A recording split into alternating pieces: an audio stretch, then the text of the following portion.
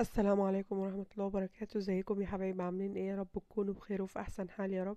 معاكم سلوى الصديق لفرش العرايس. قبل ما نبتدي الفيديو يا ريت نصلي على الحبيب المصطفى صلى الله عليه وسلم.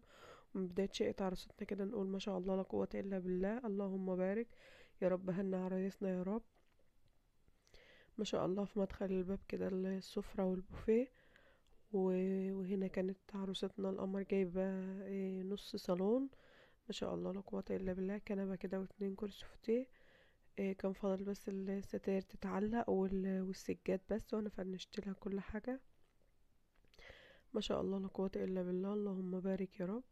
هنا البوفيه بتاع عروستنا حطت لها فيه طقم السفرة بتاعها كامل زي ما حضراتكم شايفين كده، اللهم بارك يا رب.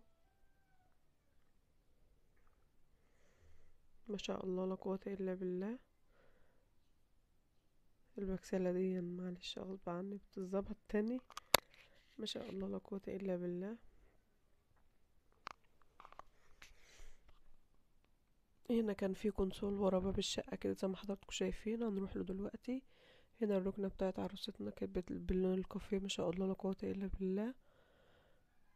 كانت حرف ال كده، وكان فاضل بس الشاشة تتعلق. ما شاء الله لا قوة الا بالله.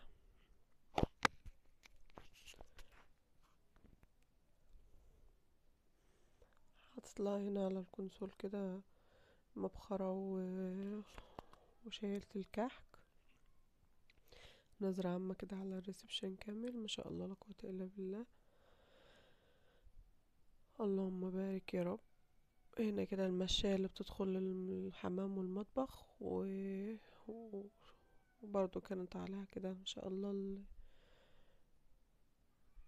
الستاير كده. هنا بقى باب الأوضة بتاع النوم الكبيرة ما شاء الله.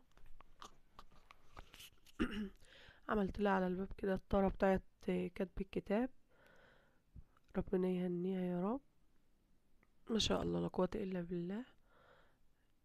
الألوان الشقة كلها كان موحد زي ما حضراتكم شايفين كده، الكافيهات كده والفانيليا لاتيه. عملت لها هنا البجعتين على السرير بألوان الأوضة، وحطيت لها البوكيه الورد بتاعها كده ما شاء الله لا قوة إلا بالله. هنا التسريحة بتاعتها كانت جميلة ورقيقة كده، حاجتها كانت رقيقة، اللهم بارك. ما شاء الله. وزعت لها كده البرفيوم بتاعها والميك اب، حاجات بسيطة كده، وباقي حاجاتها في الأدراج زي ما حضراتكم شايفين. النهاردة عروستنا بقى على غير العادة.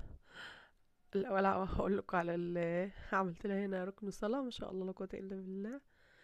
يا رب يجعل حياتهم كلها بركة، اللهم آمين. عملت لها مفاجأة في الدولاب.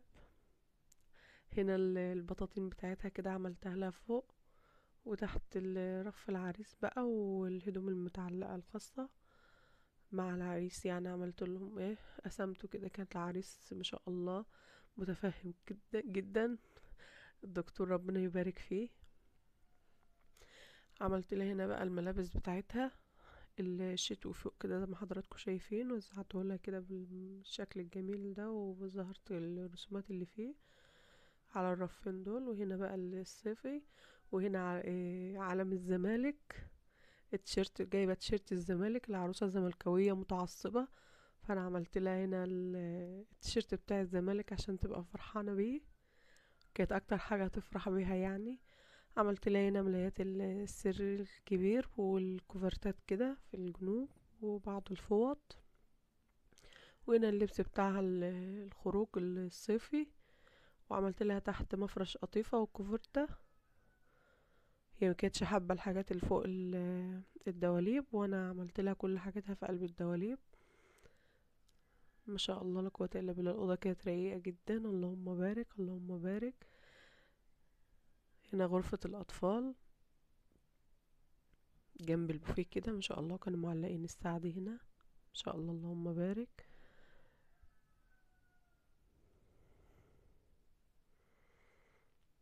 زي ما قلت لكم كده، هي كانت موحدة ألوان الشقة كلها، وحاطة البورتريه بتاعها هي ووالدها، ربنا يرحمه ويغفر له يا رب، ادعوا له كتير.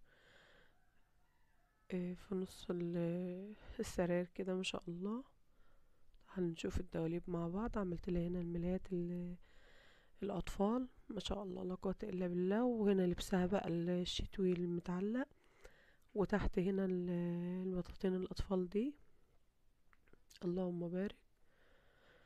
عملت لها هنا بقى في النص الفوط بتاعتها، ما شاء الله لا قوه الا بالله.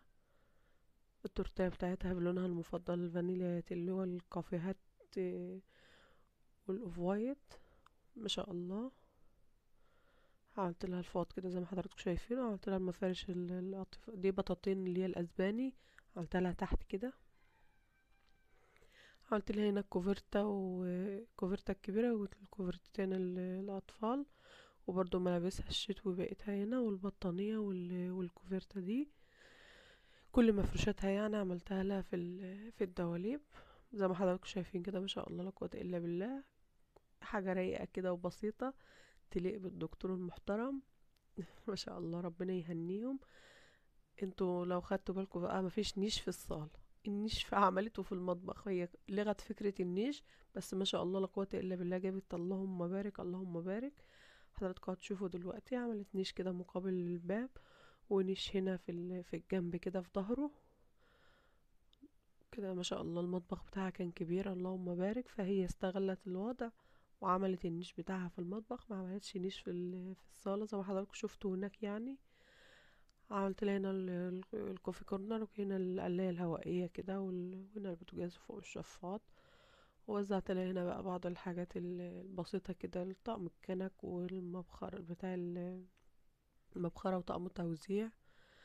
عملت لها هنا بقى الإزاز بتاعها لاحتياجاتها يعني، هنا فوق ترمس وبعض المجات الشاي، وتحت برضو بعض الكوبايات شاي ومية استعمالها يعني جنب ايديها، ما شاء الله لا قوة الا بالله.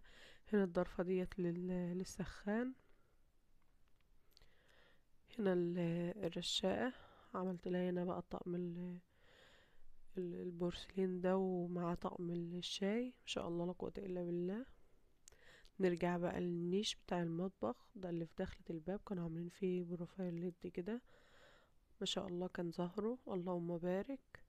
طبعا انا مش هطول لانه واصل للسقف. عملت لها فوق هنا اطقم شربات بقى كريستال، وهنا قارورة كريستال في ظرف مع فيها سيلفر، وهنا بقى بعض الكيسات بتاعتها يعني حاولت اقرب لها الحاجات اللي هي ممكن تستعملها. عملت لها هنا طقم سمك، وتحت برضو كيسات وكوبايات، ما شاء الله لا قوة الا بالله. حاجتها رايقة جدا اللهم بارك اللهم بارك يا رب. عملت لها هنا طقم شوربة فوق خالص، متهيألي مش هتستعمله يعني. وعملت لها هنا بعض الكاسات الاستعمال، وهنا طقم الفطار بتاعها، وهنا طقم الأكروبال الريشة ده وزعته لها كده قريب لإيديها عشان لو جالها ضيوف يعني ولا عدد ولا كده.